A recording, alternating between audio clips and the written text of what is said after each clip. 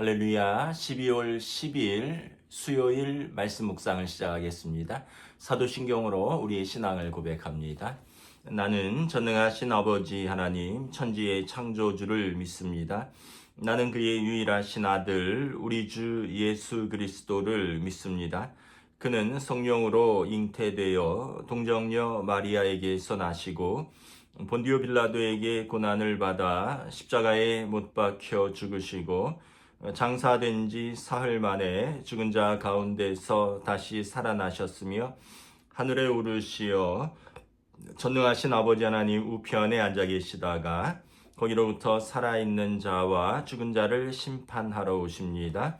나는 성령을 믿으며 거룩한 공교회와 성도의 교제와 죄를 용서받는 것과 몸의 부활과 영생을 믿습니다. 아멘. 오늘 묵상할 말씀은 시편 74편입니다. 시편 74편 제가 봉독합니다. 하나님이여 주께서 어찌하여 우리를 영원히 버리시나이까? 어찌하여 주께서 기르시는 양을 향하여 진노의 연기를 뿜으시나이까? 옛적부터 얻으시고 속량하사 주의 기업의 지파로 삼으신 주의 회중을 기억하시며 주께서 계시던 시온 산도 생각하소서. 영구히 파멸된 곳을 향하여 주의 발을 옮겨 놓으소서. 원수가 성소에서 모든 악을 행하였나이다. 주의 대적이 주의 회중 가운데에서 떠들며 자기들의 깃발을 세워 표적으로 삼았으니 그들은 마치 도끼를 들어 살림을 베는 사람 같으니이다. 이제 그들이 도끼와 철퇴로 성소의 모든 조각품을 쳐서 부수고 주의 성소를 불사르며 주의 이름이 계신 곳을 더럽혀 땅에 엎었나이다. 그들이 마음속으로 이르기를 우리가 그들을 진멸하자 하고 이 땅에 있는 하나님의 모든 회당을 불살랐나이다. 우리의 표적은 보이지 아니하며 선지자도 더 이상 없으며 이런 일이 얼마나 오래 했는지 우리 중에 아는 자도 없나이다. 하나님이여 대적이 언제까지 비방하겠으며 원수가 주의 이름을 영원히 능욕하리이까? 주께서 어찌하여 주의 손 곧 주의 오른손을 거두시나이까? 주의 품에서 손을 빼내시어 그들을 멸하소서. 하나님은 예로부터 나의 왕이시라 사람에게 구원을 베푸셨나이다. 주께서 주의 능력으로 바다를 나누시고 물 가운데 용들의 머리를 깨뜨리셨으며 리워 야단의 머리를 부수시고 그것을 사막에 사는 자에게 음식물로 주셨으며 주께서 바위를 쪼개어 큰 물을 내시며 주께서 늘 흐르는 강들을 마르게 하셨나이다. 낮도 주의 것이요 밤도 주의 것이라. 주께서 햇빛과 해를 마련하셨으며 주께서 땅의 경계를 정하시며 주께서 여름과 겨울을 만드셨나이다. 여호와여 이것을 기억하소서. 원수가 주를 비방하며 우매한 백성이 주의 이름을 능욕하였나이다. 주의 맷비둘기의 생명을 들짐승에게 주지 마시며 주의 가난한 자의 목숨을 영원히 잊지 마소서. 그 언약을 눈여겨보소서. 무릇 땅의 어두운 곳에 포악한 자의 처소가 가득하나이다. 학대받은 자가 부끄러이 돌아가게 하지 마시고 가난한 자와 궁핍한 자가 주의 이름을 찬송하게 하소서. 하나님이여 일어나 주의 원통함을 푸시고 우매한 자가 종일 주를 비방하는 것을 기억하소서. 주의 대적들의 소리를 잊지 마소서. 일어나 주께 항거하는 자의 떠드는 소리가 항상 주께 상달되나이다. 아멘. 네, 할렐루야. 오늘 수요 말씀 묵상으로 찾아뵙습니다. 12월에 이제 중순으로 접어 들어가고 있는데 오늘은 그나마 좀 날씨가 풀린 것 같네요. 한 해를 여러분 또 은혜 가운데 잘 마무리하고 또 새해를 기도하면서 준비하시는 그런 복된 시간들 되시기를 축복합니다. 오늘 시편 74편은 제목은 아삽의 마스길이라고 되어 있습니다. 아삽의 시인데 아삽은 그 다윗 시대의 악관입니다. 그러니까 우리로 말하면 이제 성가대장입니다. 근데 다윗 시대 성가대장이 내용을 읽어보면 바벨론 포로기의 내용이거든요. 바벨론의 침공에 의해서 예루살렘이 황폐화되고 성전이 무너진 이 사건을 다루고 있습니다. 그러니까 이 시는 그 아삽의 후손이 나중에 이제 나라가 멸망한 후에 이 땅을 바라보며 나라와 민족을 바라보며 하나님 앞에 탄원하는 아삽의 후손이 조상 아삽의 이름으로 지은 시라고 추정할 수 있습니다. 오늘 내용을 보면 나라와 민족을 위한 탄원시인데요. 1절, 2절에 보면 하나님께서 이스라엘을 기르시는 양입니다. 그러니까 당신의 양들이 지금 버림을 당했다라는 거예요. 그래서 옛적부터 주님께서 속량하시고 주의 기업을 삼으신 지금 우리가 버림을 당하여 고통당하고 있는데 주께서 기억하시지 않으십니까? 이런 이야기입니다.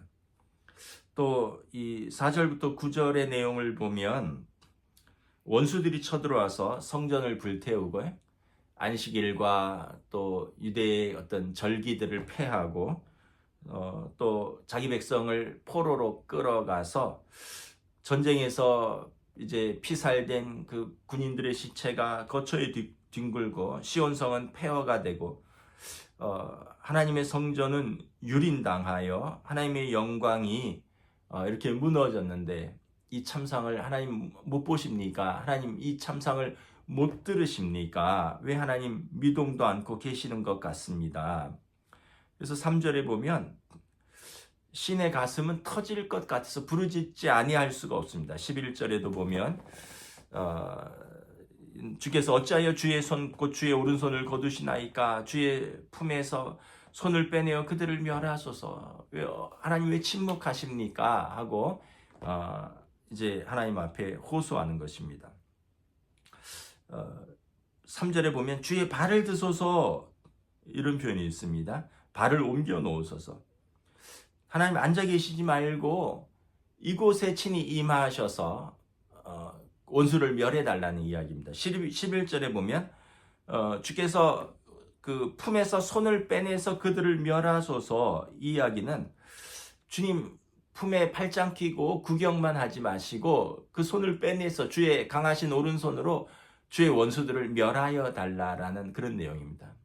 주의 발로 주의 팔로 이곳에 임하시고 이곳에서 구원을 행하소서라는 애끓는 기도인 것이죠. 그러니까 나라와 민족이 고통을 당하고 성전이 파괴되하여 얼마나 성도가 깊은 고통과 신음 속에서 기도하는지를 알 수 있는 것입니다. 근데 12절부터 23절에 보면 이제 내용이 또 변화됩니다. 앞에는 탄원이었다면 이제는 구원의 확신을 가지고 찬송을 합니다. 전반부는 슬픔의 탄원이고 후반부는 구원의 확신에 가진 이제 찬송인데요. 우리가 위기에 처했을 때 하나님 앞에 기도하는 이 신앙도 참 귀하고요. 그 다음에 우리의 기도를 하나님께서 들으실 줄 확신한다. 이러한 확신 속에서 찬송하는 믿음도 더 귀하죠.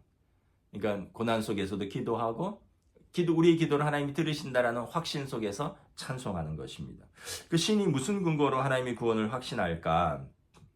12절부터 15절에 보면 이미 전능하신 하나님의 구원을 경험했기 때문에 그렇습니다. 예를 들면 이스라엘이 그 출애굽 시에 홍해를 건넌 것, 광야를 40년간 지낸 것, 이거 다 하나님의 은혜가 아니면 설명할 수 없거든요. 하나님의 구원하심이 있었고, 그래서 바로를 무찌르시고 홍해를 마른 땅같이 건넜고, 광야 40년 동안 하늘에서 만나가 내렸고, 이제 반석에서 샘이 흘러나왔고, 구름 기둥과 불 기둥으로 밤낮으로 보호하신 하나님의 역사적인 구원을 경험했기 때문에 그렇습니다. 또 하나는 하나님께서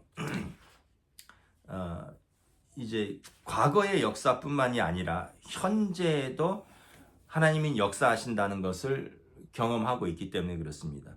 16절부터 17절에 보면 이 계절을 따라서 해와 달과 또 밤과 낮, 땅의 경계, 사계절을 구분하신 것. 이 하나님의 창조 질서를 보게 되면 하나님의 살아계심과 하나님의 섭리와 하나님의 능력을 인정하지 아니할 수 없다라는 것입니다. 여러분 우리가 참 신기하잖아요. 한여름에 그렇게 더웠는데 정말 또 계절이 바뀌면서 또 이렇게 추운 계절이 돌아오고 또 뭐 이 계절이 끝이 아니라 또 몇 달 지나면 또 온 그 만물이 또 싹트는 봄이 돌아오고 이런 걸 보면 참 하나님의 이 오묘하심과 하나님의 섭리가 참 신묘막측하다. 밤과 낮이 어김없이 돌아오고 해와 달이 어김없이 자기 자리를 지키는 것을 보면 하나님은 과거에도 구원의 하나님이시지만 현재도 역사를 주관하시는 그 하나님이시다라는 것을 고백하지 아니할 수 없다라는 것입니다. 그리고 19절에 보면 하나님의 인자하심을 믿기 때문에 그렇습니다.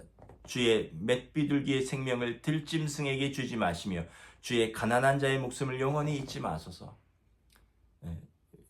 비둘기가 뭐 얼마나 하찮은 어떤 존재입니까? 이 대자연 속에서 맹수도 많고 뭐 독수리나 매의 사냥감이고 또 뭐 들짐승들한테도 잡힐 수 있고, 그러나 하나님께서 허락하지 아니하시면 떨어지지 아니한다는 거예요.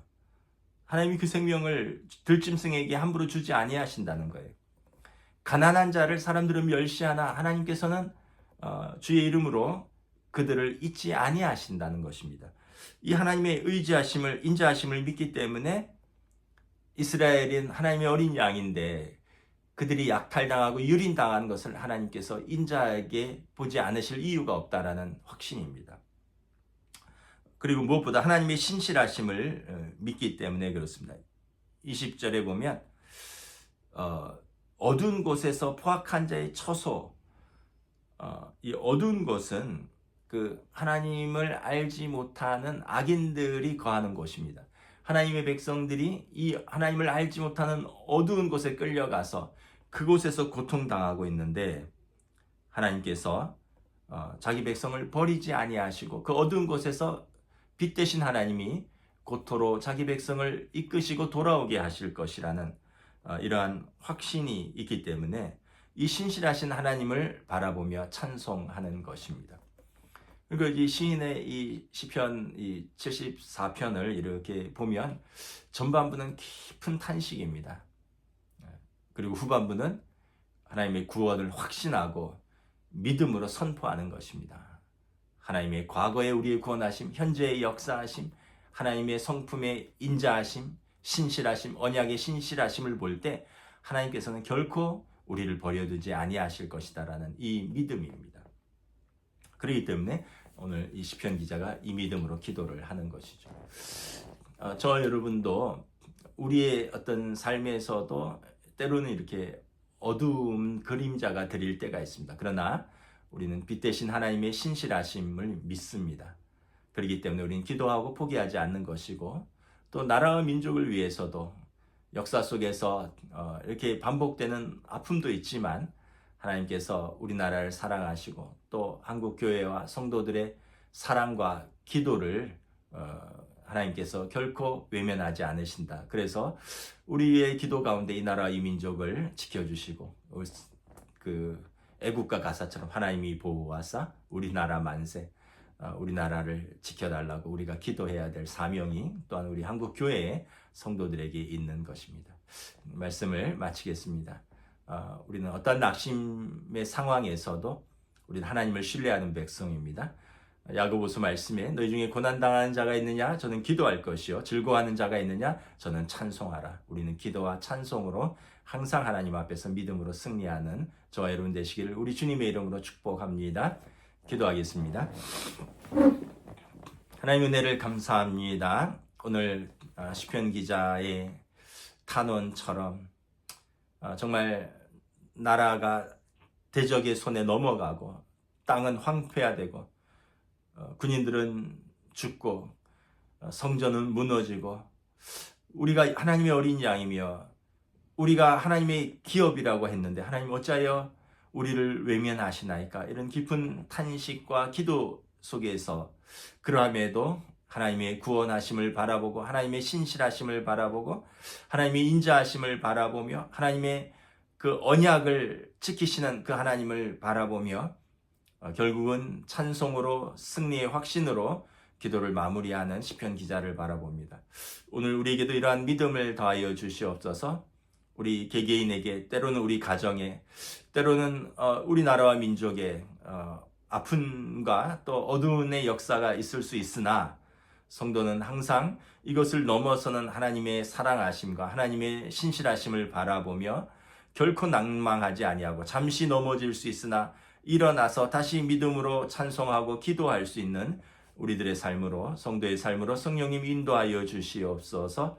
감사를 드리오며 우리 주 예수 그리스도 이름으로 기도드리옵나이다. 아멘. 네, 말씀을 마치겠습니다.